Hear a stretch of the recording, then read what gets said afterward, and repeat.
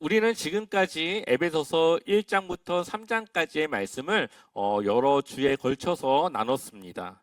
교회는 하나님 나라의 설계도의 그 계획 가운데 세워졌고, 우리는 하나님의 은혜로 이 공동체를 이루었으며, 또 그리스도 안에서 함께 지어져 가야 되는 공동체고, 또 사명으로, 또 그 사명을 버티는 기도로 우리는 이 공동체를, 교회를 세워 나가야 됨을 함께 나눴습니다. 이제 우리가 앞으로 나눌 내용은 그러한 교회를 세우기 위해 우리는 어떻게 해야 되는가, 우리의 삶은 어떠해야 되는가라고 하는 실질적인 삶에 대한 나눔을 함께 나누고자 합니다. 그리고 바울은 에베소서 4장에서부터 그 답을 우리에게 주고 있습니다. 먼저 우리 1절 말씀을 같이 읽어볼까요? 4장 1절 말씀 우리 한번 읽어보겠습니다. 그러므로 주 안에서 갇힌 내가 너희를 권하노니 너희가 부르심을 받은 일에 합당하게 행하여. 아멘. 여기서 보면은 그러므로라는 말로 시작하죠. 이 그러므로라고 하는 말이 성경에 나올 때는 앞에 있는 내용을 통해 새로운 이야기가 시작되어진다라는 것을 우리에게 의미합니다. 앞에 교회는 어떠해야 되는가를 이야기했다면, 그러므로 이제 우리는 이러한 삶으로 나아가야 된다라고 하는 내용을 시작하려고 하는 것이죠. 그리고 바울은 우리가 부르심을 받은 일에 합당하게 행해야 된다라고 말하고 있습니다. 그리고 바울은 첫 번째 우리가 해야 될 것을 말하고 있는데요. 그 첫 번째 우리가 해야 될 일이 의외의 일을 우리에게 말하고 있습니다. 우리가 생각할 때는 기도도 해야 될 것 같고, 전도도 해야 될 것 같고, 우리 개인의 헌신적인 이야기도 할 것 같지만, 바울은 첫 번째 그 주제를 연합, 하나됨을 우리에게 말하고 있죠. 우리가 나누었던 것처럼 에베소 교회는 다른 문제보다도 그들의 정체성이 흔들리고 있고, 그 정체성에 대한 이야기를 앞부분에 많은 부분 나눴습니다. 그리고 그들의 정체성은 이제 그리스도 안에 새 사람이 되는 것이고, 그 새 사람을 통해 하나 되어지는, 서로가 그리스도의 지체가 되어지는 그러한 교회를 이루어야 됨을 말하고 있는 것이죠. 교회가 다른 무슨 일을 하기 전에 교회는 먼저 연합되어지고 건강한 교회로 세워 나가야 됩니다. 야구를 좀 관심 있게 보는 분들은 이 스토브 리그라고 하는 말을 알고 있습니다. 이 스토브 리그는 시즌이 끝나고 겨울 기간에 휴식을 취할 때 그때 재정비를 하는 그러한 기간을 말하고 있죠. 트레이드도 해야 되고 훈련도 해야 되고 새로운 그러한 경기력을 위해 준비를 하는 그러한 시간입니다. 이때 야구 선수들은 이제 개인적으로 나름대로의 그 훈련으로 몸을 만듭니다. 그 몸을 만들어야 시즌에 이 좋은 실력을 낼 수 있기 때문이죠. 아무리 실력이 좋고 좋은 시즌을 거뒀더라도 이 스토브리그 기간 동안에 좋은 몸을 만들지 않으면 그 선수는 실패한 경기력을 가지고 그 시즌을 보낼 수밖에 없습니다. 아무리 공을 잘 던지고 공을 잘 치더라도 그 몸이 준비되지 않으면 그 경기를 소화해낼 수가 없는 거죠. 교회도 마찬가지입니다. 교회가 하나 되어지고 연합되어지고 하나님의 일을 할 수 있는 준비가 되지 않으면 전도도 할 수 없고 예배도 온전히 드려질 수 없고 누군가가 와도 그 새신자를 제대로 관리하거나 훈련할 수가 없습니다.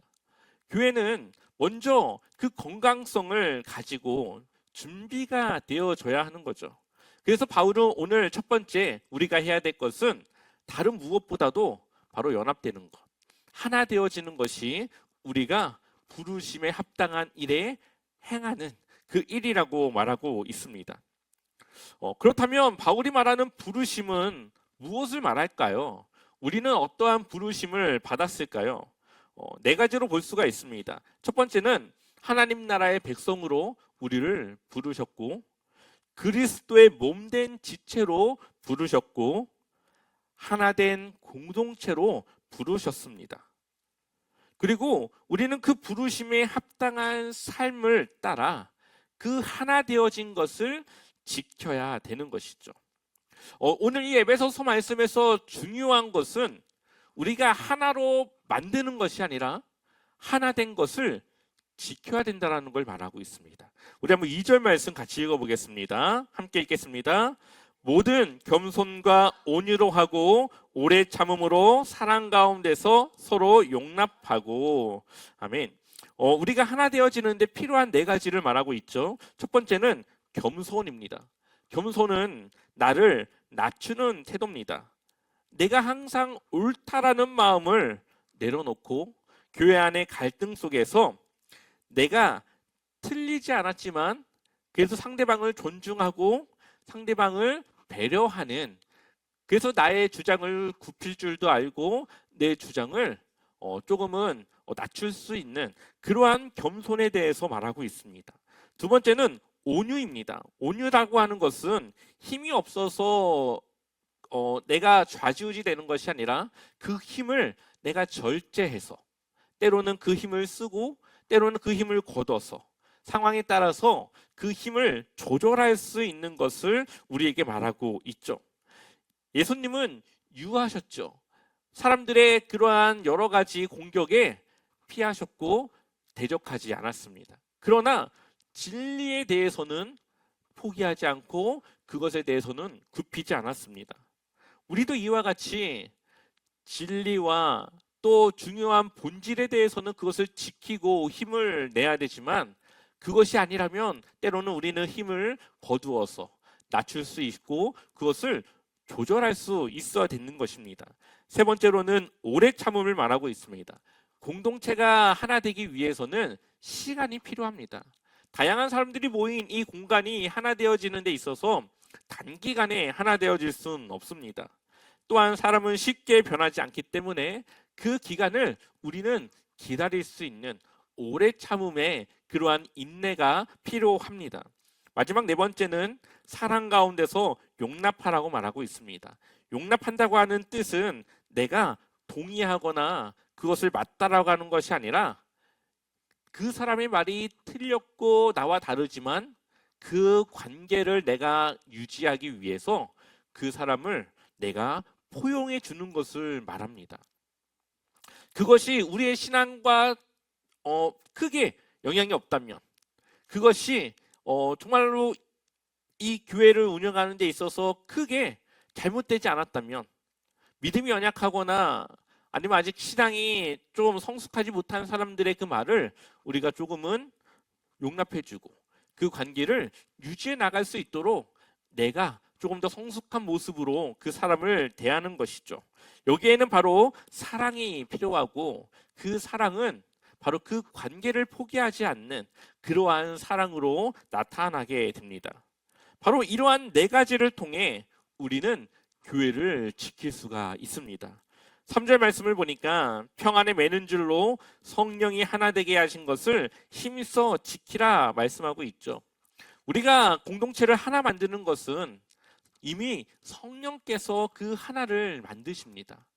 그리고 그것을 지키는 것은 우리가 지킵니다. 다시 정리하면은 교회를 하나 되게 하신 것은 성령이지만 그 교회가 하나 된 것을 지켜야 될 건 우리가 해야 된다는 거죠. 이 교회는 다양한 사람들의 모임인 공동체입니다. 그런데 그 다양한 사람들이 이곳에 모인 이유가 있습니다. 그것은 바로 한 분, 바로 하나님을 위해, 하나님을 향한 그 믿음으로 이 공동체를 이루고 있다라는 거죠.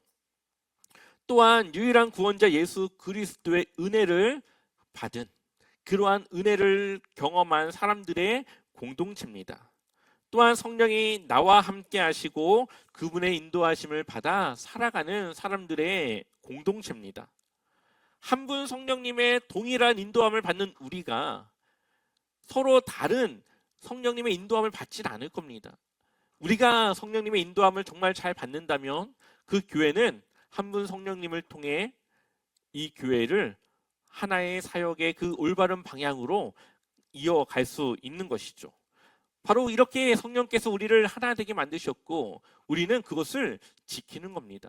그리고 그것을 지킬 때 우리는 온유해야 되고 또한 상대방을 배려하며 그렇게 우리는 이 공동체를 지켜야 되는 겁니다.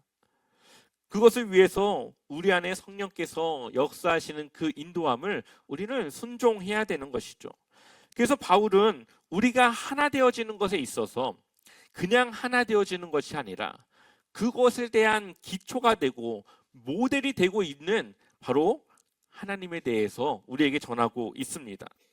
우리 한번 에베소서 4장 4절부터 6절까지의 말씀을 우리 한번 읽어보겠습니다. 함께 읽어보겠습니다. 그리스도의 몸도 하나요 성령도 하나입니다. 이와 같이 여러분도 부르심을 받았을 때에 그 부르심의 목표인 소망도 하나였습니다. 주님도 한 분이시요 믿음도 하나요 세례도 하나요 하나님도 한 분이십니다.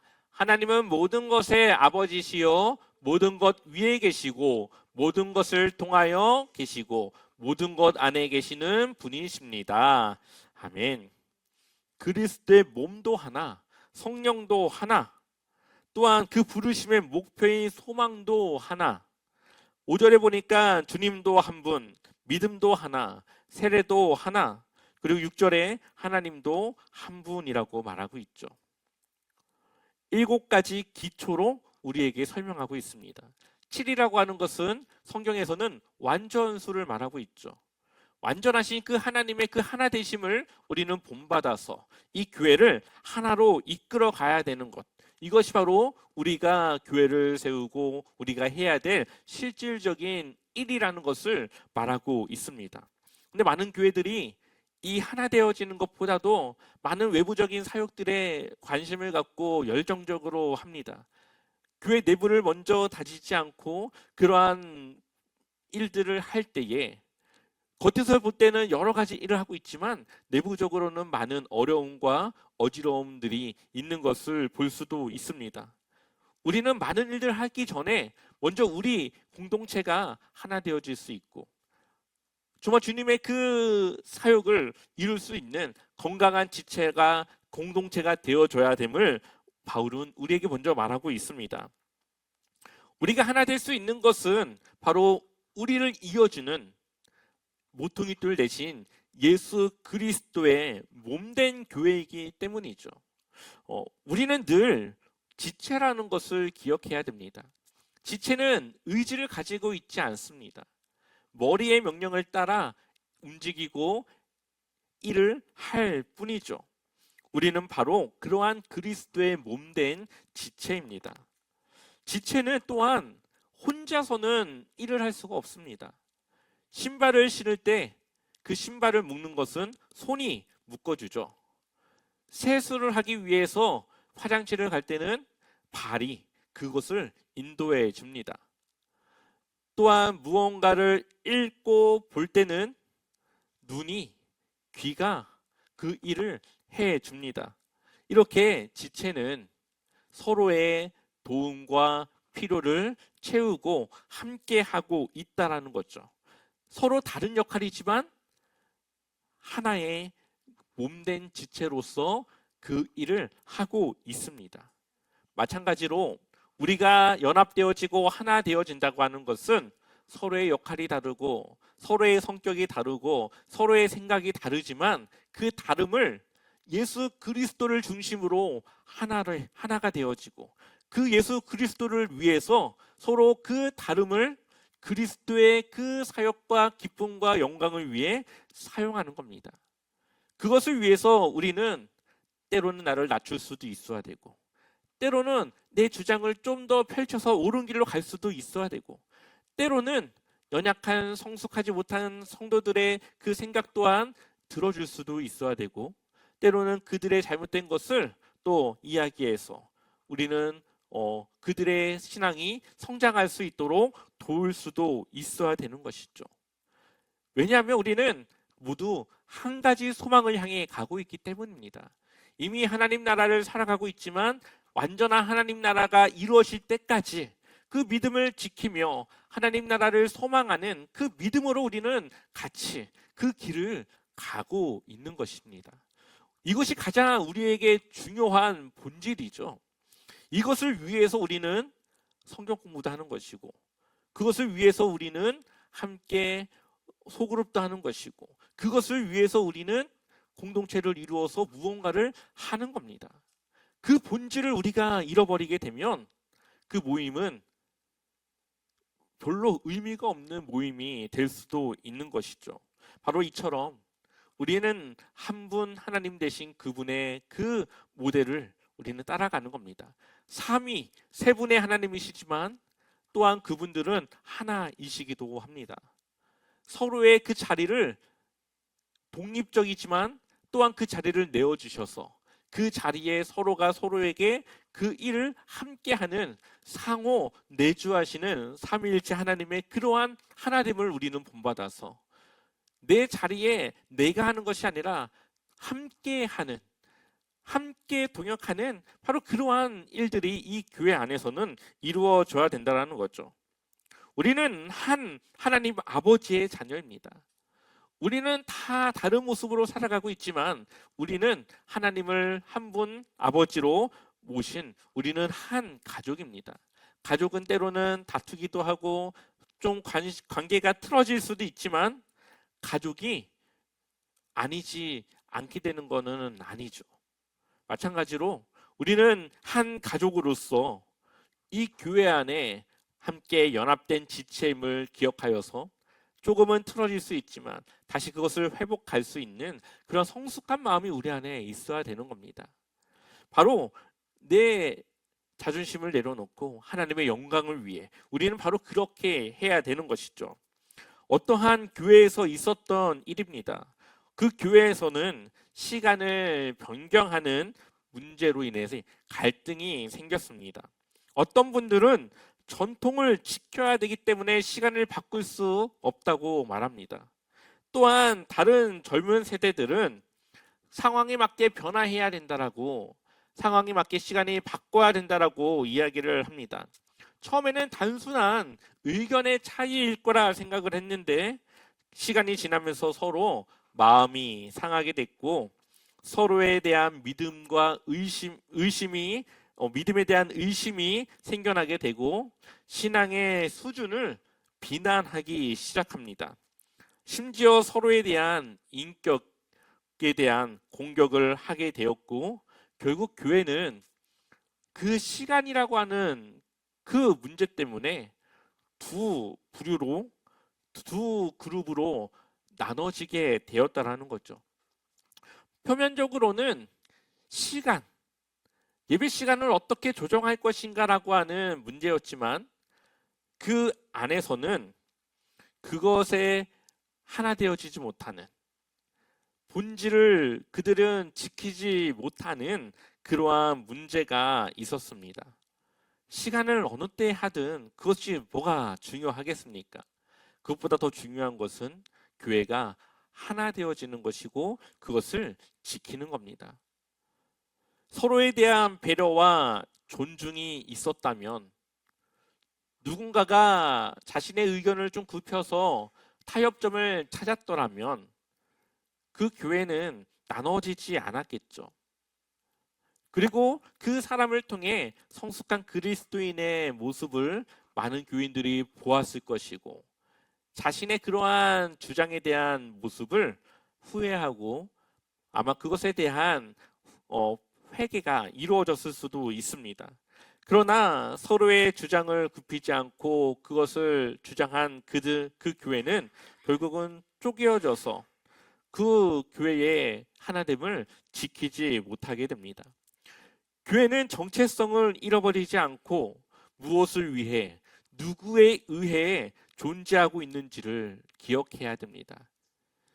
시간보다 더 중요한 것은 우리는 한 분 하나님의 지체라는 것을 기억해야 됩니다. 또한 우리가 이 자리에 모인 것은 예배가 아니라 하나님을 위해 이 자리에 있음을 기억해야 됩니다. 만약에 이것이 깨어진다면, 이것이 흔들린다면 우리는 하나님의 교회로서 제대로 된 모습을 갖출 수가 없는 것이죠. 그렇기 때문에 우리가 먼저 중요하게 지켜야 될 것이 무엇인지 우리가 그것을 알아야만 지킬 수 있고 하나님의 몸된 교회로 세워질 수가 있는 겁니다. 이제 중요한 것은 바로 이제 나이죠. 그렇다면 나는 어떻게 해야 되는가? 나는 교회의 하나됨을 지키는 사람인가? 내 말과 내 태도는 공동체를 세우고 있는가? 아니면 무너뜨리고 있는가? 나는 겸손과 온유로 사람을 대하고 있는가? 나는 다른 사람을 사랑 가운데 용납하고 있는가? 이제는 내 모습을 돌아봐야 됩니다. 또한 내가 드러나고 있는가? 나를 통해 예수 그리스도가 드러나고 있는가? 내가 주인인가? 하나님이 주인인가? 나의 이성적 판단을 따르는가? 성령님이 주시는 그 마음에 순종하고 있는가? 나의 생각과 행동, 나의 선택이 누구의 것을 드러내고 따르고 있는지가 이제는 우리에게 너무나도 중요한 일이 되었습니다. 우리를 이 자리로 부르신 분은 바로 하나님이십니다. 그리고 우리는 그 부르신 분의 그 뜻을 따라야 하고 하나님의 뜻은 우리의 하나됨을 지키는 것이라고 오늘 말씀은 말하고 있습니다. 우리는 이미 성령 안에서 하나 되었습니다. 그리고 이제 우리가 해야 될 것은 하나 되어진 이 교회의 공동체를 지키는 것입니다. 이것은 하나님이 하시는 것이 아니라 하나님의 은혜와 그 말씀을 새겨 살아가는 우리에게 주어진 일이라는 것이죠. 이 일을 위해서 우리는 겸손해야 되고 또 온유해야 되고 오래 참음과 사랑 가운데 서로를 용납하며 배려하며 존중하며 우리의 그리스도의 형상을 담아낼 수 있는 그런 성숙한 믿음을 우리는 가져야 됩니다. 이러한 삶으로 우리가 살아가길 소망합니다. 우리의 삶이 바로 그러한 교회가 하나 되어지는데 우리가 동참하고 또 하나님 나라를 세워가는데 우리가 함께 동역하는 그러한 멋진 제자와 삶교회 또한 멋진 여러분들의 제자가 되기를 소망합니다.